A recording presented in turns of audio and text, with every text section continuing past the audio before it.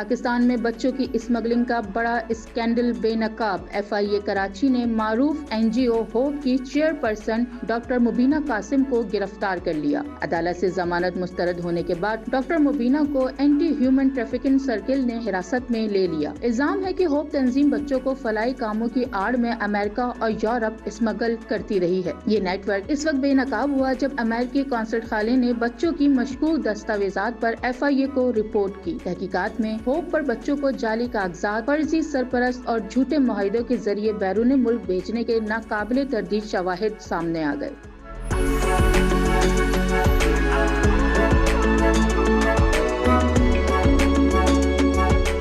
ذرائع کے مطابق یہ محض ایک فرد کی گرفتاری نہیں بلکہ ایک منظم نیٹ ورک کے خلاف بڑے آپریشن کی شروعات ہے۔ دیگر سہولت کاروں کی گرفتاری کا بھی امکان ہے۔ فلاحی ادارے کے پردے میں چھپے اس خوفناک کھیل نے پاکستان میں بچوں کے تحفظ پر کئی سوالات کھڑے کر دیے ہیں۔